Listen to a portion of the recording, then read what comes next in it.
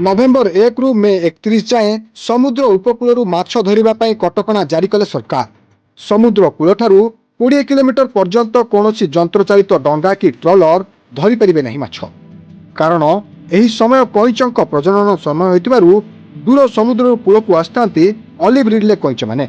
अंडा दान करने को लक्ष लक्ष कईच कूल को आसुवा बेले सेमानक सुरक्षा को प्राधान्य देउछंती सरकार। ओडिशार देवी नदी, ऋषिकुल्या, गहिरमथा और धामरा मुहाण में एभली प्रतिबंधक लगाई सरकार।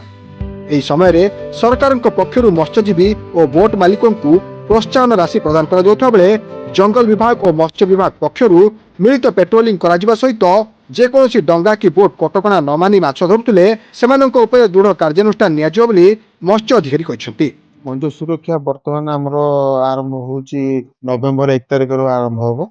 ଶେଷ ହେଉଛି ଆମର ହେଉଛି ମେ 31, 2026।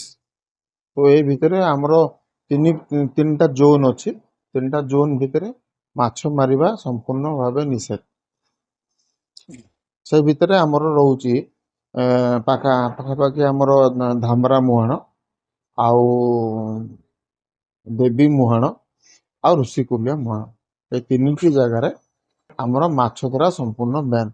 कौन प्रकार डंगा कौन प्रकार डंगा आम जमी टापा हो बा ट्रलर हो कौन प्रकार डंगा से जोन भितर माछ मारी पार ना।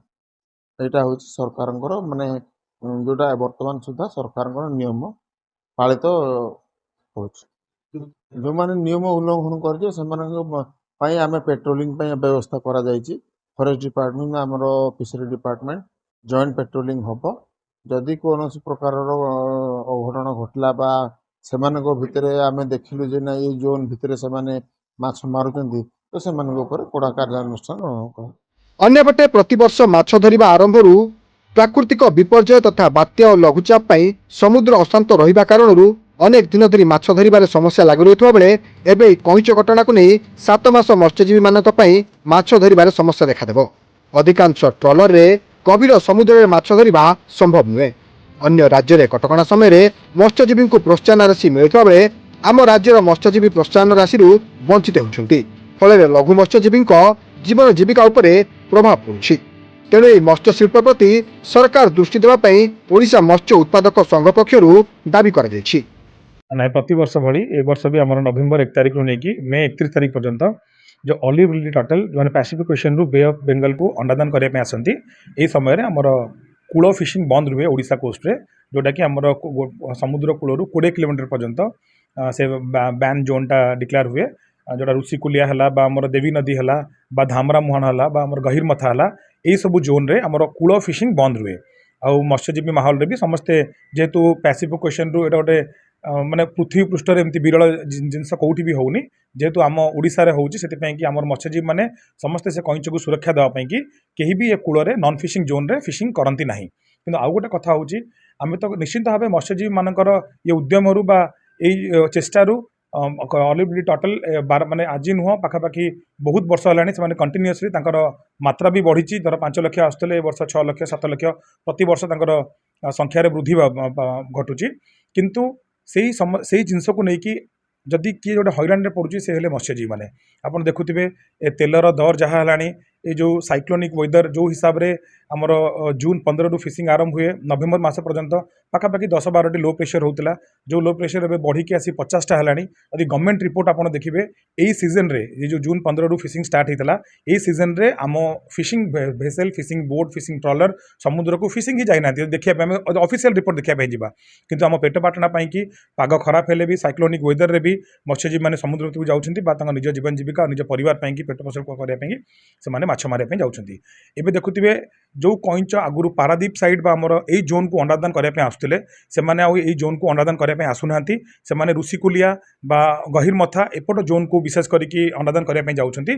ता रिजन हूँ पारादीप रे उपजी इंडस्ट्रीज ओडिशा सरकार जो नियम होइछि जे नवेम्बर 1 तारिख रु जो मे 31 तारिख पर्यंत दीर्घ 7 मास धरी कूलरू फिशिंग बैन करा जायछि।